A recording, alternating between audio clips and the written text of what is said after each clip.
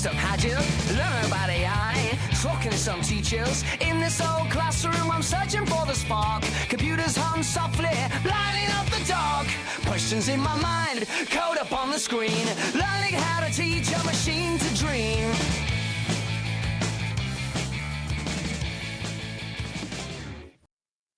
Welcome back to another edition of AGI Schools Out, where we're having the most important conversations, usually with the educators. But today is our first interview with an actual student. Only appropriate that it be a Boilermaker. I got two kids that graduated from Purdue, huge Purdue fan. For those of you who don't know Purdue University, it is kind of the MIT of the Midwest. So I have Audrey Russell, a senior at Purdue University studying industrial engineering, who also has certificates in Six Sigma and data analytics. Correct, Audrey? Yes. Yep. Sounds like you're setting yourself up for success. I hope so. Figuring it out right now. So let's dive right into the whole job market and young people thing. Are you worried that it's going to be hard to get a job when you get out of school? It's honestly, you get what you put into it. So I think, I've spent all summer kind of doing that networking and trying to figure out where the best career path for me is. And I'm fortunate to have one offer right now and thinking about it. And, I'm really excited to kind of see where it's going to go. But it's a scary thing to kind of think about. Definitely. So you went out there and did some networking. You've gotten to know some people. You've surveyed the landscape, and you already have an offer. To me, that is like, well, first off, engineering and data analytics, like that, that's of value in the AI world anyway. But I commend you for getting out there. I think that there have always been, it's not a today thing, but there have always been people who are like, well, I went to school, I got my degree, and I'm just going to put out a bunch of resumes and, well, nobody's hiring me. That sucks. Well, you got to adapt, improvise, and overcome, right? Because AI is writing resumes. AI is, the HR companies are using AI to weed through resumes. So you set yourself apart by getting out there and networking, and that's awesome. What do you think about Amazon saying in the next 10 years they're going to get rid of 600,000 jobs due to robotics? Yeah, I think that honestly makes a lot of sense. If you look at kind of the structure of Amazon and a lot of the kind of warehouses, they've already started implementing a lot of different kind of automation within their warehouses. And I think, as that kind of increases, the need for the people kind of manning those machines will go down as they become more and more automated. Then I'm currently enrolled in AI and IE here at Purdue. So it's the first kind of year that they're having this course. And we were fortunate to have someone that works for Amazon come and talk to us a little bit about that. And he had mentioned, that they're increasing that automation as much as they can. But, it's kind of hard to figure out. And I think I heard somewhere that they are, letting people go that aren't trying to implement AI. And so if you are unwilling to kind of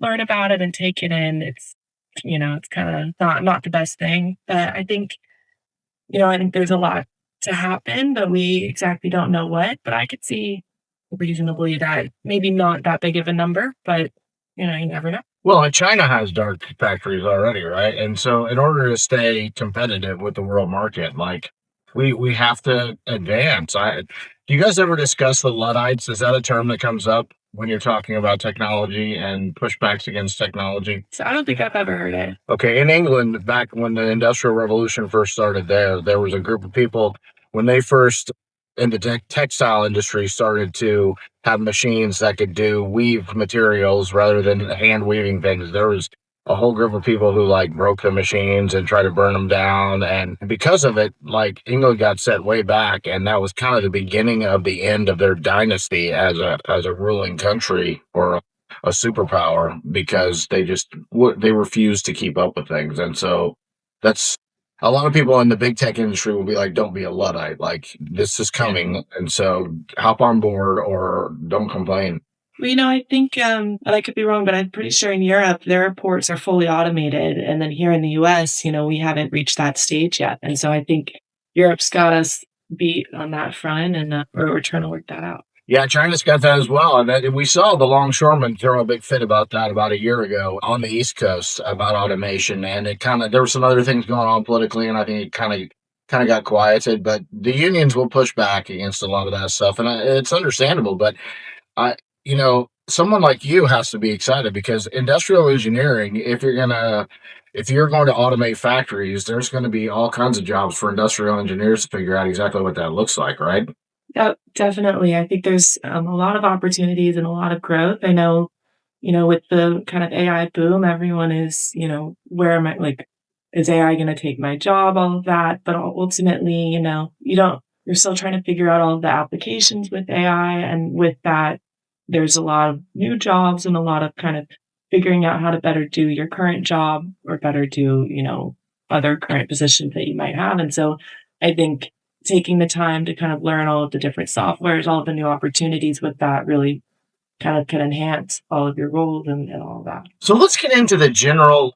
Can I ask how old you are? Is that appropriate? Yes, I am 21. Okay, you're 21. I have a son who's 23, a daughter who's older than that, 25, 26. I should know that, but that's terrible of me. So they're both Purdue grads, right? They were both a little bit pre-AI era. She has her PharmD and is off working in pharmacy, and her husband works in tech, and my son works in biochem, and they both kind of are dismissive when I bring up AI. I know they use it some, but then I have a 15-year-old, and like her and her friends all roll their eyes when I bring up AI. She brought me a biology test to study for the other day, and it's not that I don't understand biology or I'm not willing to do it, but like the pieces of paper she had were like 5 terms on this side and then a bunch of charts and other things over on this side. I'm like, how do you want me to test you on? Like, I don't even understand what's written on this paper.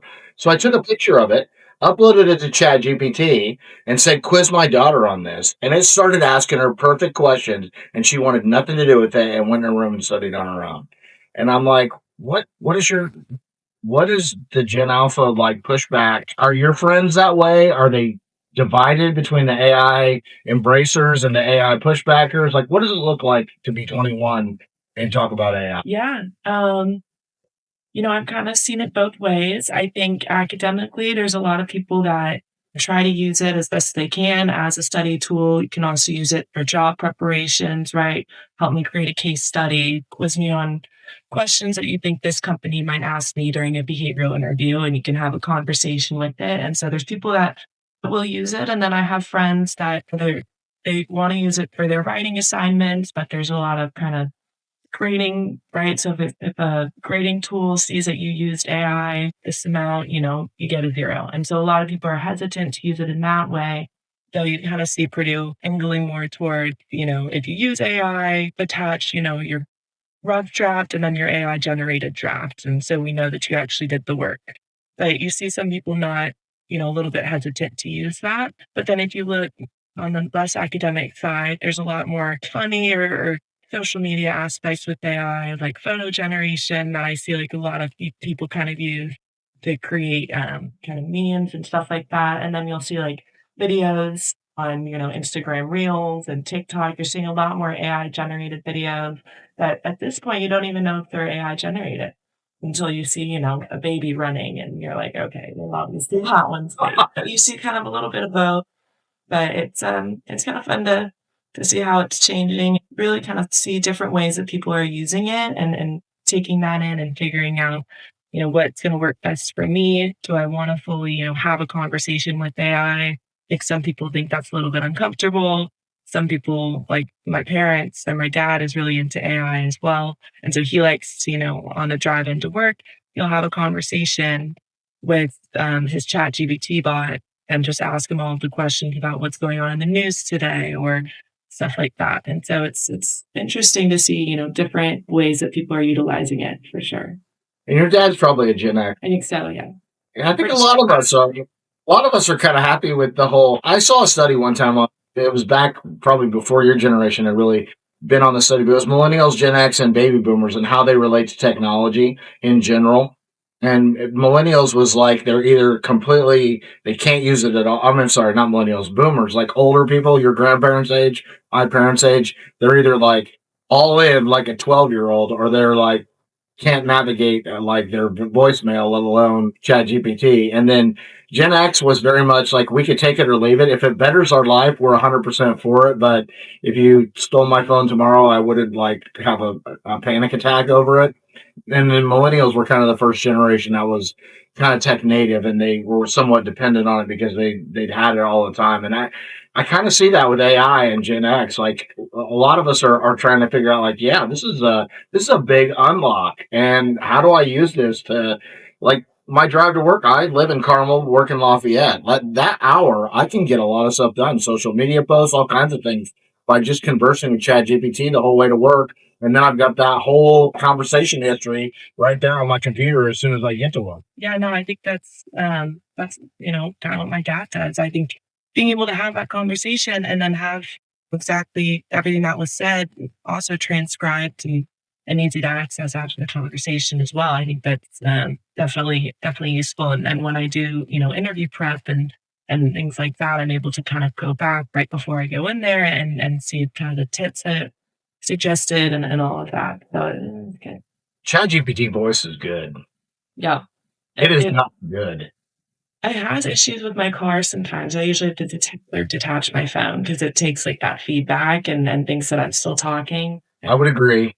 And I saw a post from Elon a couple days ago on Twitter that said if you could pay $10 a month to have Wi-Fi access anywhere in the world using Starlink, would you? And I was like, hell yes. Like, Starlink, things like that may make it so that we don't have those issues in the future. But I teach a class to retirees on everyday AI through Wabash Area Lifetime Learning Association. And for the first class last year, I do a history of AI from like the 1956 Dartmouth conference up until the launch of ChatGPT. And I pieced together a bunch of YouTube videos, and it was kind of janky last year. This year I used Sora in 10-second clips to do the history, and it was so much fun. I had like me and half of them, and it cameoed me in there. And then the second after I showed him that we just went through trivia questions with ChatGPT voice for like 40 minutes. I almost hit my rate limit for the first time on ChatGPT voice, but they were blown away at how, like,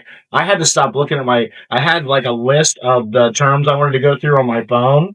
And I was looking at that and reading it off, and I had to stop looking at it because I could tell some of them thought I was prompting through my phone what ChatGPT was going to say. They were so amazed now the way it talked back. Yeah, no, that's really impressive. Yeah, this summer, so I worked with TC Energy. I worked with their enterprise risk and resiliency department, and so a lot of that creating business continuity plans and exercising them. So that's big chunk of what they do.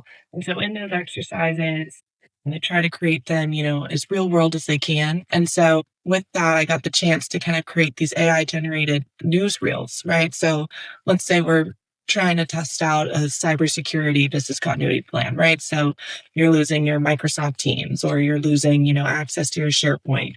I created a fake newsreel. I used VO3 at the time because I didn't like Sora or I couldn't really access it. And now it's more fun to look at that and you get a little bit better video generation with that. But Gemini did a great job of kind of creating those videos for me. And again, they were only 8 seconds at a time. So I would create, 3, and then I would splice them together using the video editing software. And it looked like, a decent newsreel. And I got a lot of positive feedback from that. And it was a really kind of fun thing to figure out and play with. And I think that being able to play with that and know kind of a little bit of the applications that you can do with AI really kind of sets you apart both in your job hunting, and kind of internships and all of that. So I totally agree because it costs thousands of dollars to create videos for marketing or anything else inside of a company. And learning management systems is another one I'm starting to play with. Like if we can gamify learning management systems inside of a company and personalize them so that you have like a chat bot when you're onboarding people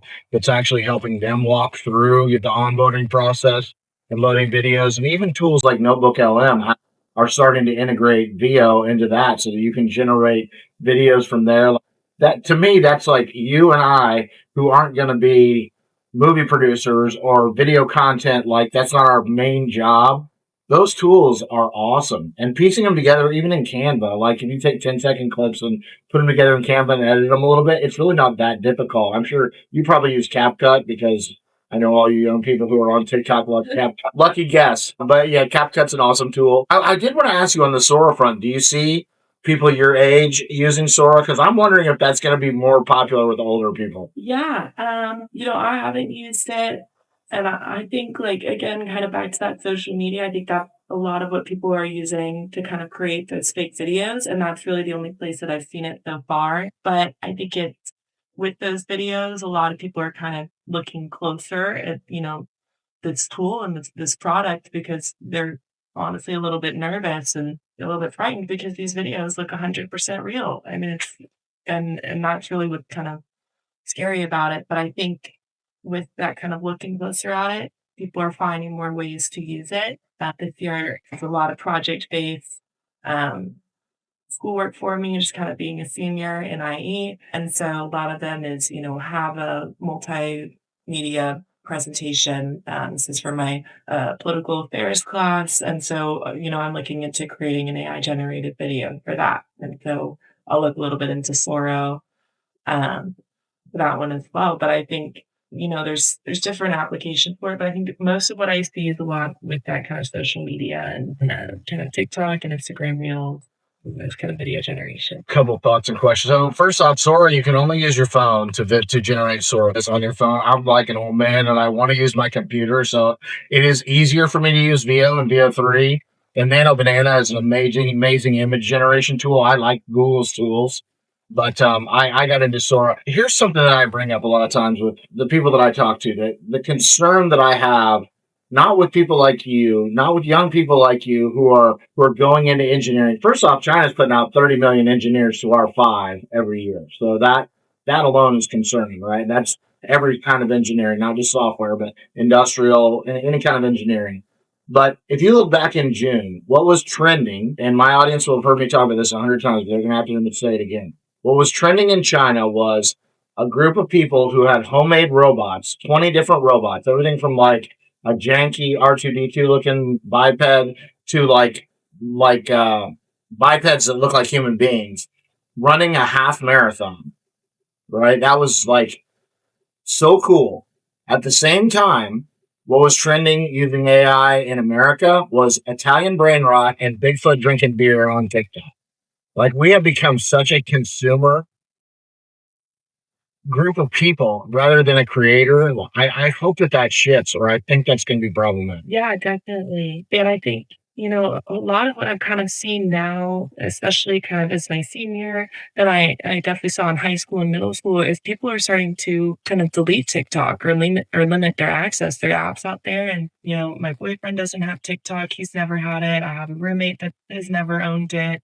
I have a lot of people that are very anti TikTok. I think it's like probably 5 people I know that don't have it and never wanted to have it because they understand that is such like a problem now. But then you do look into the younger, middle schoolers and high schools right now, and again, the stuff that they're watching is, it's crazy. There's very much kind of brain rot, and if you have a conversation with some middle schoolers, the things that they say, I'm just like, I can't even relate to you anymore. Like I'm not on TikTok that much to understand this niche reference from one TikTok that I should have watched had I spent 5 hours scrolling mindlessly. And I just don't have the time to keep up with that. Dig more into that, because I have some millennial friends who are also going to, like, the millennials have already started to shift to, like, some of them want to get completely off technology at times and get more in-person events. And so just for starters, to be clear, your friends that are pushing back against TikTok, it's not a China worry. It's a spending too much time on technology worry, correct? Yeah. And I definitely think TikTok would be more of the kind of spending too much time on technology. I have talked to some people that do think that it's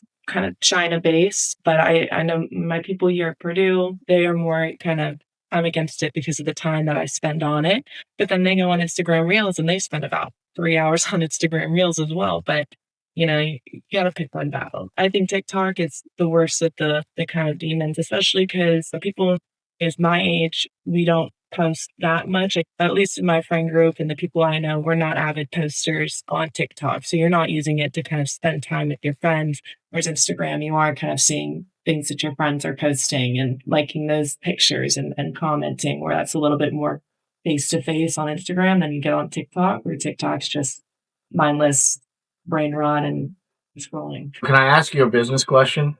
Sure. You have to be honest. Don't give me a sycophantic chat GPT. Yes, everything's a great idea answer, right? Okay. So I've started posting clips from this podcast on Instagram Reels, and they're doing really well. This platform that I use has, if you pay for it, it has a way that it can turn us into cartoons and do little clips where you and I are animated. And I thought maybe that would resonate on TikTok and I could get some of this message out to a younger generation. Do you think it would do well at all, or would I be wasting my time? Yeah. I'm not too sure. So I think I think it would appeal to a certain audience, right? So I wouldn't come across my TikTok feed, but if it's doing well on Instagram Reels, you would probably reach that same audience on TikTok, right? It's just about whether or not, you find it eventually. So you might have to create 2 or 3 videos before it really kind of hits that right population. But I think, um, there's a lot of videos out there that appeal to different people. And so again, my TikTok feed might not look like yours or my friends or my roommates and all of that. So I think it would be fine. I think you would probably reach, the correct audience, and then you get a lot of positive feedback from that as well. So weird how the algorithms change all the time. I actually started doing shorts because I want to go on YouTube shorts. And I figured that would be the place to be. And the YouTube shorts are getting like 0 views, and the Instagram reels are getting hundreds of views. And I'm like, okay, well, at least I'm hitting some audience, but this is not what I expected at all. Yeah, I think Instagram Reels definitely has a lot of people, a lot more viewers, right? I know YouTube Shorts, I really only talked to one person that actually looks through those. And so I remember Snapchat just came out with kind of a reel feature. And so some people kind of were on that for a little bit, and then they kind of stopped looking at that one. And so it kind of goes, I guess, in flows, right? It used to be Musically, and then you have TikTok, and now we're on Instagram Reels, and eventually we'll get to YouTube Shorts. So I think kind of wait out each of those different fields. Good advice. So let's talk about the environmental impact. And I was just having a conversation with another young person about AI and data center build outs. And she said that she's 24, and she says one of her friends, every time they see her on ChatGPT, says, "You want me to pour out a bottle of water for you?" And I pointed out to her, because I did a little research, like the CO2 emissions from TikTok, from 45 minutes on TikTok, is equivalent to 600 average prompts within ChatGPT. So it's not, it's being misrepresented as having more of an environmental impact. The inference time cost is. Now, the fact that we're trying to build 6 million data centers and we need a whole ton more energy, that's a whole different worry. But I do think that sometimes things get a spotlight on them in the news, and everyone points a finger, and it's like, well, we're pointing a finger at one thing, and there's like 50 things that are doing just as bad that we're more than happy to use, but we're not educated on how bad of a problem they're causing. Yeah, I didn't even know that about TikTok. That's crazy. And I guess you could imagine the same for Instagram Reels and YouTube Shorts at that point. But yeah, I when I was creating those videos this summer, I was, originally super frustrated that I was only able to create 3 at a time. And then you do start hearing about how much energy and kind of the environmental impact that it takes just to create one thing. Or when you heard about saying thank you and hi to your AI agent is using up so much energy and so much, of your resources to stop thinking it. And then you just feel bad. So I kind of start to be more cognizant about why I'm using it, and then, really thinking about the prompts that I'm saying. So if I get the prompt right on the first time, I'm saving, a lot more energy, maybe. Can I give you my opinion on that? Yeah. So most of these chatbots are not profitable yet. And so I think that's more of the companies trying to put that out there, even though it makes them look bad. I think OpenAI doesn't want you to have unnecessary conversations, or they didn't. Now they're trying to suck everybody into being on. They're trying to figure out how to monetize things.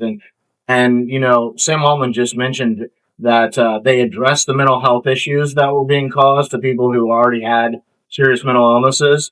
They addressed it in like a 1 week's time, apparently, but they addressed those. So now they're going to have an adult feature that you have to verify your age, and then it's going to be adults will be allowed to do erotica on ChatGPT as of December.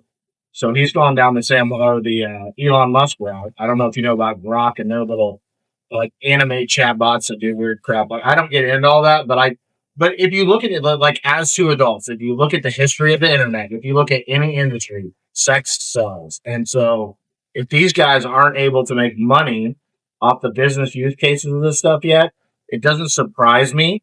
It disappoints me, but it doesn't surprise me that they're going down the whole like pornography or chatbot erotica type of road. I just think that it's sad, and I hope that we don't have a generation of young men who have all kinds of weird relationships with it. Yeah, no, I definitely agree. And to kind of just follow that, I think if they didn't kind of start to pursue that route, someone else would have. And so I think having a little bit more powerhouses and people that are a little bit more experienced with, mass utilization of their tools like ChatGPT and OpenAI kind of go that route, I think it's going to be handled a little bit better than I think someone else. And I think that probably be beneficial. I think, it's sad that it has to go there, but ultimately, if they didn't do it, I think someone else would have. Look at it.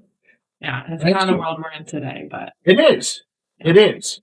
I mean, Elon's going to continue to go there, and he'll probably go there with robotics before anybody else does, and it will be a huge industry. And I don't know, you'll be alive to see all that. I don't know if I will. Robotics is advancing a lot faster. I mean, I do think that with some of the world models that are starting to get built, like at Google at DeepMind, and the ability to train robots without having to actually put them out in the world, we may see a spike with robotics in the next 5 years, the same way we've seen a spike in the abilities of chatbots and large language models over the past 5 years. Yeah, and something that reminds me of, so back to my AI and IE course, we had a lecturer come in and he started kind of talking a little bit about the hype cycle that comes around with AI and new products and new innovation. Right now we're on the up and up where we think there's, these unlimited capabilities with AI, and then we'll start to kind of plateau as we realize right now our technology is just not as advanced as we think it is, right?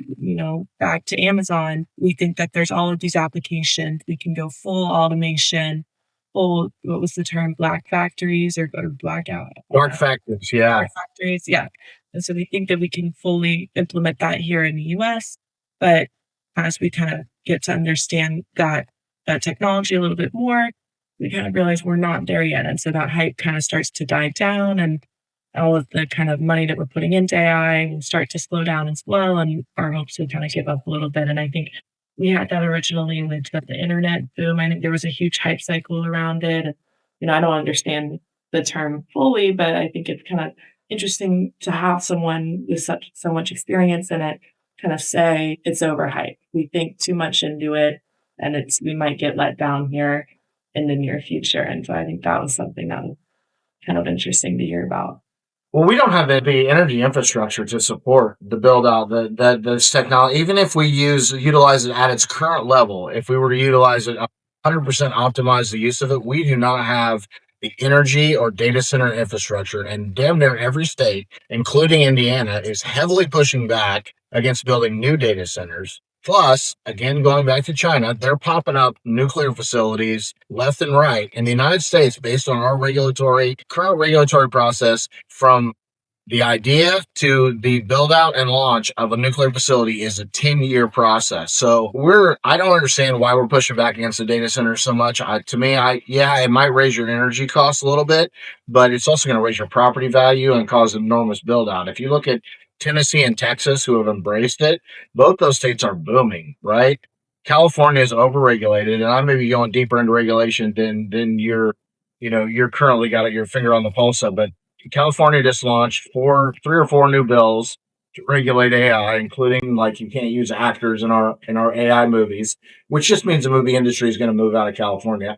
So I'm a Republican. Like if California, their economy falls apart, I feel sorry for their people, but I don't feel sorry for the movie industry and people that are making multi-millions of dollars off of films. I feel sorry for the key grips and like the people that work on sets and things like that are going to have to shift and learn new skills. But I don't feel sorry for Robert De Niro, who gets like $15 million a movie and thinks that his opinion should shift the politics of our entire country. Like if Tilly Norway replaces Robert De Niro, I will not shed a tear for Bob. But that was a lot. Sorry, I went down a rabbit hole there. The fact of the matter is, like, I don't understand why states aren't seeing this as an opportunity and really opening their doors to embracing it, and then figure Ohio is more than Indiana. Ohio State already has 6 degrees that are AI plus degrees, and 3 of them are not STEM degrees. University of Illinois has AI education for doctors, and I'm really glad to hear that Purdue is starting to embrace it on the humanities side, because just a year ago, I don't know if you know this, but Purdue is planning on building a hard tech corridor down I-65, like all big tech, Department of Defense, healthcare, pharmacy, like they envision between West Lafayette and Indianapolis being almost like the big company Silicon Valley of the Midwest. And so while the STEM side of Purdue has been doing that for the last 3 years and has websites about it, I had interns from the humanities side who were like, we get expelled if we use ChatGPT. And I'm like, that does not make a lot of sense. That hypocrisy exists. So it's awesome to hear you say that teachers are starting to say, show your work, let us know where you're using it. Let's look at how to use it responsibly. Yeah. So I think with, to go in that school front and Purdue utilizing it, I think, they're offering more minors.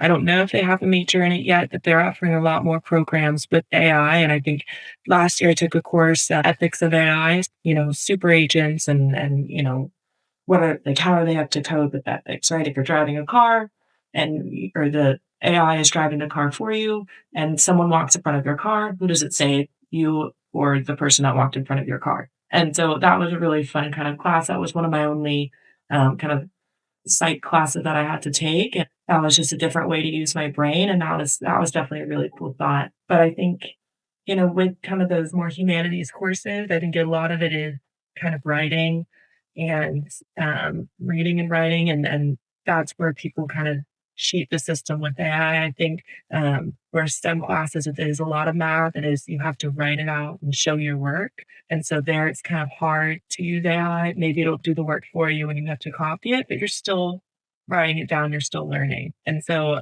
I think they do enforce it a little bit more with the humanities courses. And I think that's completely fair. And I think I have seen, many students use AI to their advantage to kind of cheat homework, but it's going to really bite you in the butt during the exam when you fail because you didn't learn the material. Don't you think those same students were figuring out a different way to cheat the system before AI existed? Yeah, 100%. I mean, before AI, there was Chegg, and you pay a subscription, and it had the previous homework questions in front of you, right? And before then, it was last year's exam, last year's homework assignments, and you just got them from the student in the grade above you. So there's always a way, I think, to cheat the system. I think, ultimately, it's how hard you try to cheat the system.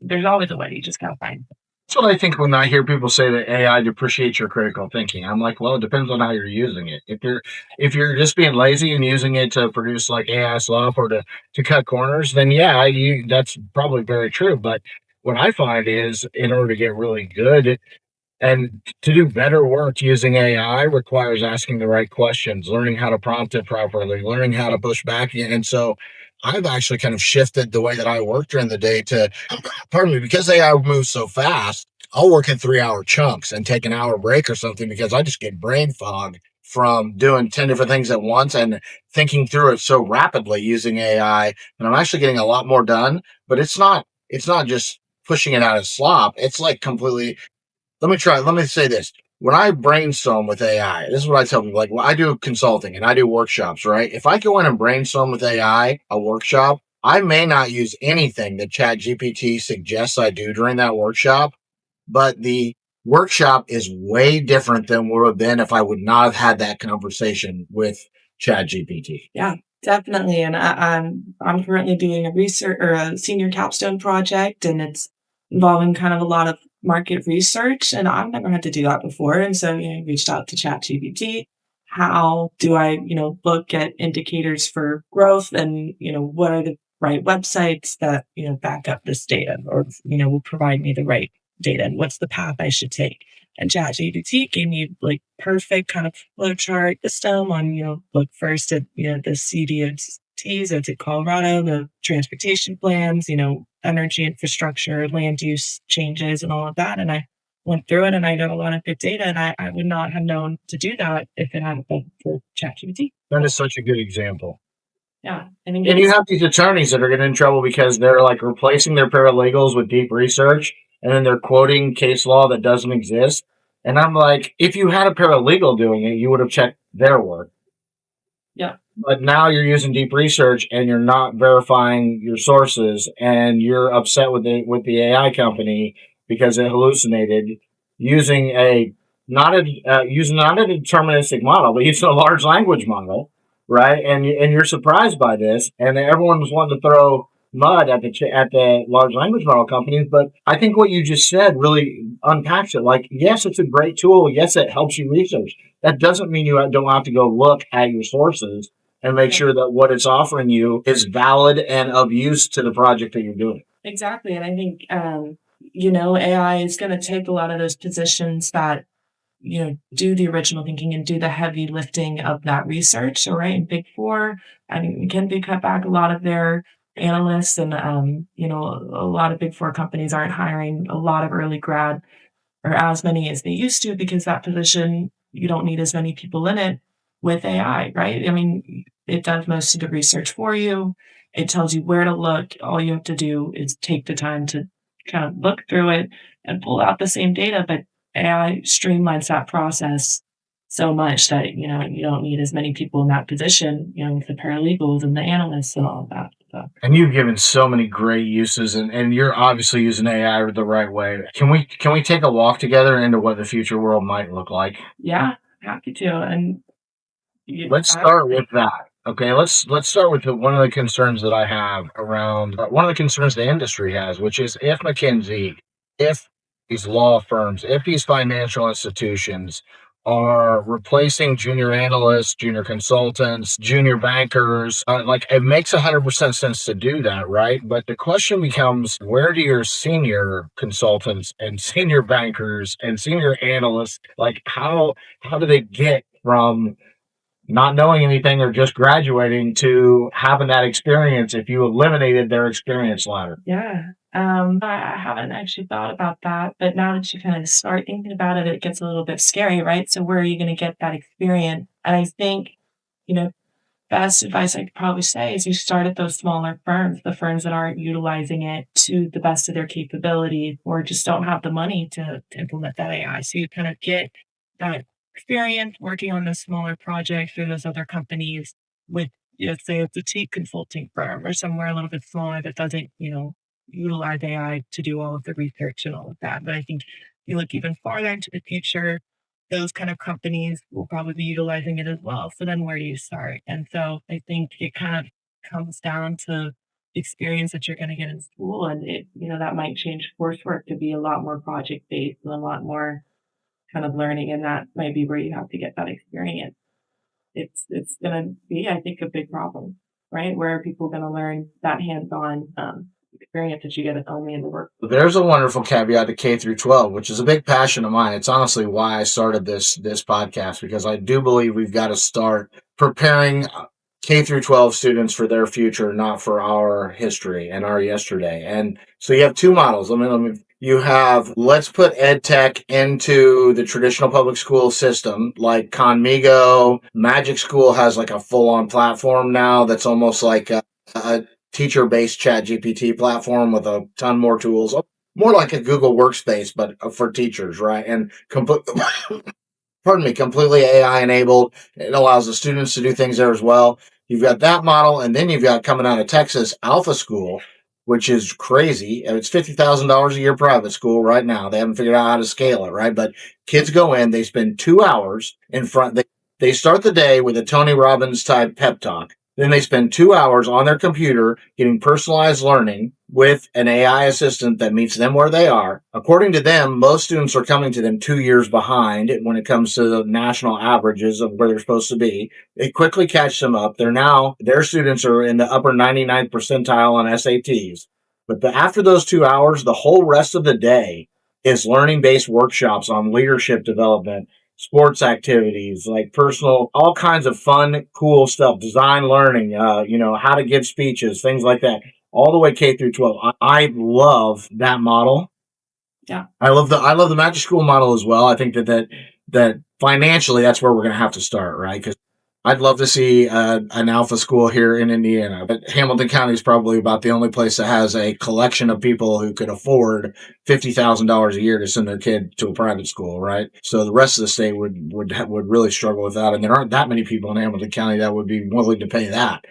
I don't know. K through 12. Do you think that education system is going to change rapidly enough to keep up with the technology, or do you think we're going to drag our feet forever and come into it kicking and screaming? Yeah, I think that ultimately comes down to funding, I think, and kind of leadership for those K to 12 schools. I think they would probably want to implement it, but I think again, it sounds, high priced ordeal. I think they're not going to receive the funding needed to make that happen, even though they want to. It might have to come down from the state, and especially with public schools, that is kind of where you would need to see that change. And I think with education, it is such kind of a rigid structure. It's been done kind of the same way for years. I know it's been the same amount of books that they teach, right? So we all have to read To Kill a Mockingbird, and that has never changed really. So it's like, I think it's going to take a lot of effort and push to kind of get and see that change within the curriculum and structure of it. And,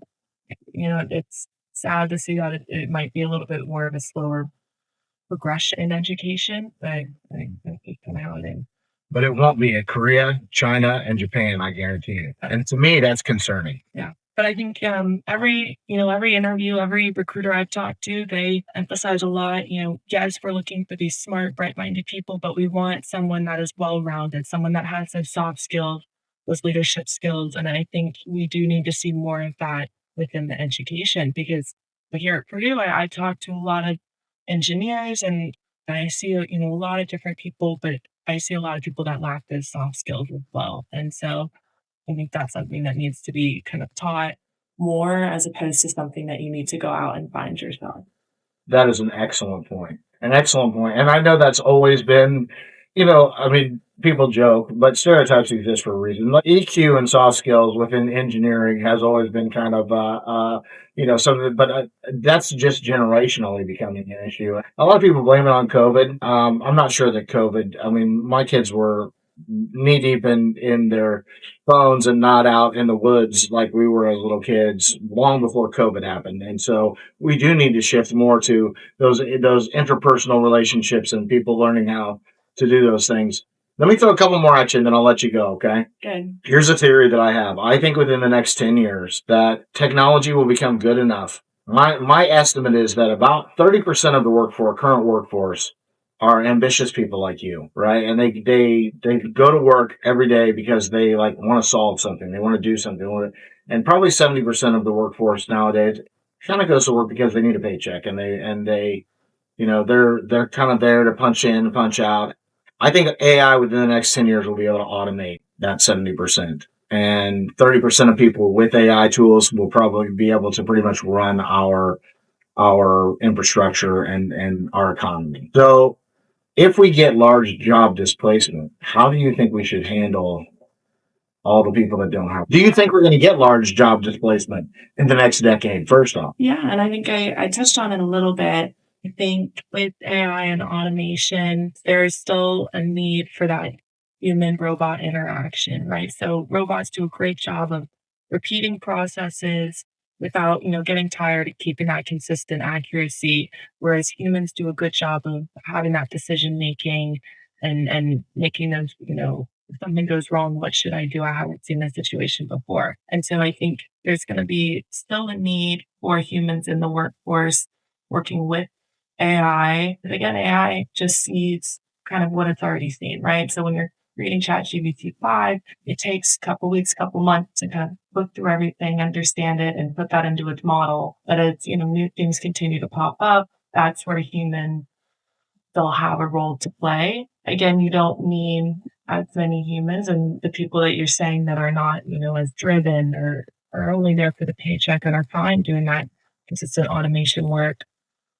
they will, we'll see them disappear. But I think people still like to have that face-to-face interaction. And so I think you still have a need for humans in the workforce. I think a lot of that need, a lot of that kind of repetition, factory work, that kind of manual labor will decrease. But I think we have ways before our technology fully gets there. But I am starting to think, go to the airport, you see those kiosks that are like the little convenience stores, and you just pay and you don't even see anyone working there. And I think, those roles are starting to decrease, right? I'm imagining gas stations, you won't have a gas station worker anymore. So you'll just kind of have those kiosks. But I think we have definitely a long ways before we get there, I hope. It's a long ways. A decade, 2 decades? I'm thinking 2 to 3 decades. Again, we don't have the energy infrastructure. We don't have the technology yet. I think there's a lot of growth and a lot of quick growth, but I think there's still a lot more that we don't have the ability to do. That's especially with robots and That's kind of having that specific automation. Let me ask you my last question then, and this is one that I always ask on this show. AI and technology definitely get into Department of Defense stuff, right? And it does become kind of a question of a new Cold War. You were probably too young to remember when Russia and America were always petrified of each other that somebody was going to nuke the other country. We're kind of in an arms race with China now. And whoever reaches AGI or whoever has the advanced technology enough at some point in time may rule the world. My concern is that there are too many we're starting to see where the big tech companies are as important as government officials, if not someday maybe a little bit more powerful than government officials. I mean, I saw Trump say he was going to break up NVIDIA and then realize he couldn't do it because they're too important. And so to me, that says, okay, so NVIDIA is damn near as powerful as the United States government. Like, how do we encourage more young women to step into those leadership roles in big technology and not be afraid to come to the table so that we have a little bit more of a blended, I'll just say, if it comes down to going to war over technology, I think that men in general are fairly short-sighted and egotistical, and we get mad and when we get greedy and we're quick to go to war. I mean, we have for a century, right? Whereas I do think that the female of the species is more apt to think about our children and the impact, the negative impact of doing something drastic. So I would like to see more Mira Muratis in the world, more Fei Lees in the world. How do we encourage them? I think that kind of goes back to our earlier discussion on K through 12. Again, implementing more of those soft skills and more of the leadership opportunities for young women throughout that education. I think Purdue does a great job here with, women in engineering, having those kind of affinity networks where they do try to build you up. But again, that's women surrounded by women. When you're talking, war in those tech companies, it's women surrounded by men. And, it's what you see in engineering. I remember first day of class, I walked into one of my classrooms and I was surrounded by guys. And then in the first 3 rows were women. And, that was something that was a little bit of a shock. But again, are women comfortable to stand up? And then where are they developing those skills to stand up for what, the strength, we have.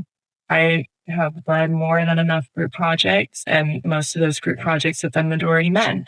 And it's just kind of building those skills throughout education, through experience, and building up that confidence at the same time, so that when we do finally get into that workforce, we have the strength and we have the confidence to kind of have that voice in meetings and communication and advocate for, our skills and what we bring to the table. When you make me think of something, and you can be PC and refuse it, but do you find that the young men of your generation have less pushback against that and are more welcoming anyway? And maybe it's just the dinosaur baby boomers that think men should run companies, and once they die off or retire, it won't be as big of an issue? Or do you see that trend continuing and it being a fight to this day?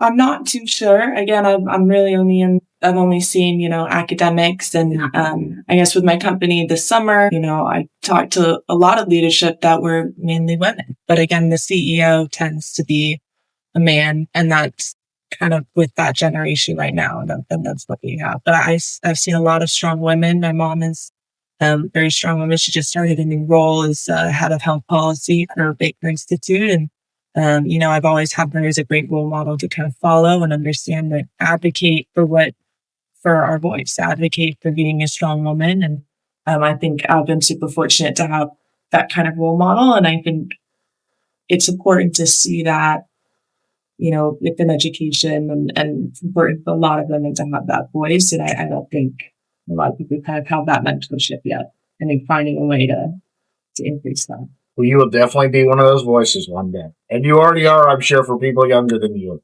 So I can't thank you enough for coming on. Yeah, thank you so much for having me. This has been a lot of fun. Well, you're graduating in May, correct? Yes, sir, yeah. So I'm going to set a calendar reminder for a year, and I'm going to reach out to you on LinkedIn, and maybe we can get you back on the show and see what it's like for you out there in the workforce, because I know you're going to have a job right after graduation. Yeah, no, I'd love to be back on here, and hopefully I'll have, some new knowledge, and the world will be in a completely different spot than where it is now. So it's always kind of fun to look around and see where it's going. And it's been great to have a conversation about it. I have my class, but ultimately to have such a casual conversation like this has been really, really entertaining. So thank you. Well, thank you. You brought a ton to the conversation. Oh, it's good. Yeah, I'm glad I could help, and this has been great.